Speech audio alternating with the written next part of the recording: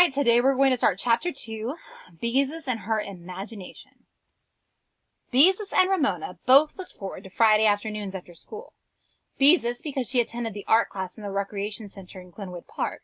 Ramona because she was allowed to go to the park with Beezus and play in the sand pile until the class was over. This Friday, while Beezus held Ramona by the hand and waited for the traffic light to change from red to green, she thought how wonderful it would be to have an imagination like Ramona's.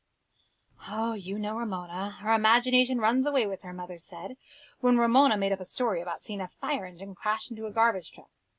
"That child has an imagination a mile long," the Quimby's grown-up friends remarked when Ramona sat in the middle of the living-room floor in a plastic wading pool she had dragged up from the basement and pretended she was in a boat in the middle of the lake. "Did you ever see such an imagination in such a little child?"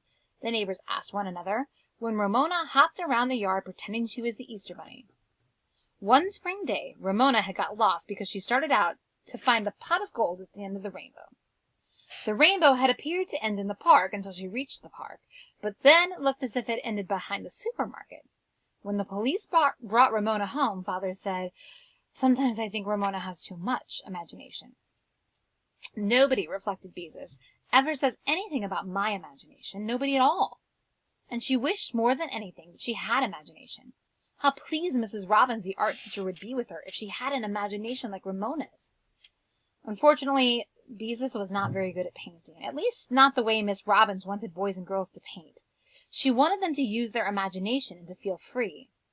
Beezus still squirmed with embarrassment when she thought of her first painting, a picture of a dog with a bow wow coming out of his mouth in a balloon. Miss Robbins pointed out that only in the funny papers did dogs have bow wow coming out of their mouths in balloons. Bow wow in a balloon was not art. When Miss Robbins did think one of Beezus's paintings was good enough to put up on the wall, she always tacked it way down at the end, never in the center. Beezus wished she could have a painting in the center of the wall. "Hurry up, Ramona," Beezus coaxed. Then she noticed her sister was dragging a string along behind her. "Oh, Ramona," she protested. "Why did you have to bring Ralph with you?" Ralph was an imaginary green lizard Ramona liked to pretend she was leading by a string. "I love Ralph," said Ramona firmly, "and Ralph likes to go to the park."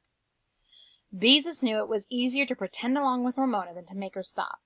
Anyway, it was better to have her pretend to lead a lizard than pretend to be a lizard herself. "Can you carry him?" she suggested. "No," said Ramona. "He's slimy."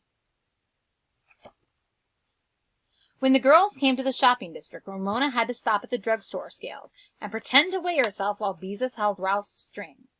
"I weigh 11 pounds," she announced, while Beezus smiled at Ramona's idea of her weight. "It just goes to show how much imagination Ramona has," she thought.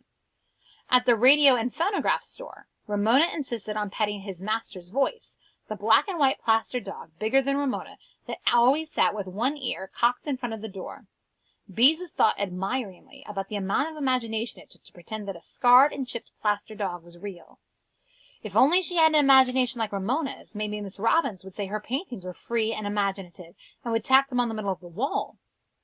When they reached the park, Beezus left Ramona and Ralph at the sand pile, and feeling more and more discouraged at her own lack of imagination, hurried to the recreation center. The class had already poured paints into their muffin tins, and were painting on paper thumbtacked to drawing boards. The room hummed with activity. Miss Robbins, wearing a gray paint-smeared smock, flew from one artist to another, praising, correcting, suggesting. Beezus waited until Miss Robbins finished explaining to a boy that he should not outline a mouth with black paint. Her mouth wasn't outlined in black, was it? Then Beezus said, "I'm sorry I'm late, Miss Robbins." She stared in fascination at Miss Robbins' earrings. They came almost to her shoulders and were made out of silver wire, twisted and bent into interesting shapes. Not the shape of anything in particular, just interesting shapes. "That's all right, Miss Robbins." Her earrings swinging, smiled at Beezus. "Get your paints and paper. Today everyone is painting an imaginary animal." An imaginary animal, Beezus repeated blankly. How could she possibly think of an imaginary animal? As Beezus poured paints into her muffin tin and tacked a sheet of paper to her drawing board, she tried to think of an imaginary animal, but all the animals she could think of, cats and dogs, cows and horses, lions and giraffes, they were discouragingly real. Reluctantly, Beezus took the only vacant seat, which was beside a boy named Wayne, who came to the class only because his mother made him. Once Beezus had hung her sweater on the back of a chair, and Wayne had printed "Post no bills" on it in chalk. Beezus had worn it all the way home before she discovered it. Since then she did not care to sit beside Wayne. Today she noticed he had parked a grape-flavored lollipop on a paper towel beside his tin of paints. "Hey, Bees," he greeted her. "No fair licking my sucker." "I don't want your old sucker," answered Beezus, "and don't call me Bees." "Okay, Bees," said Wayne. At that moment the door opened, and Ramona walked into the room. She was still dragging the string behind her, and she looked angry. "Why, hello," said Miss Robbins pleasantly. "Ramona, you're supposed to be playing in the sand pile," said Beezus, going over to her. "No," said Ramona flatly. "Howie threw sand on Ralph." Her dark eyes were busy taking in the paints, the brushes, the drawing boards. "I'm going to paint," she announced. "Mother said you were supposed to play in the sand pile," protested Beezus. "You're too little for this class." "Don't say that about everything," complained Ramona. Then she turned to Miss Robbins. "Don't step on Ralph," she said. "Ralph is a make-believe green lizard she pretends she leads around on a string." Beezus was embarrassed at having to explain such a silly thing. Miss Robbins laughed. "Well, here is a little girl with lots of imagination. How would you like to paint a picture of Ralph for us, Ramona?" Beezus could not help feeling annoyed. Miss Robbins was letting Ramona stay in the class, the one place where she was never allowed to tag along. Miss Robbins would probably like her painting because it would be so full of imagination. Ramona's pictures, in fact, were so full of imagination that it took even more imagination to tell what they were. Ramona beamed at Miss Robbins, who found a drawing board for her and a stool, which she placed between Beezus and Wayne. She lifted Ramona onto the stool. "There, now you can share your sister's paint," she said.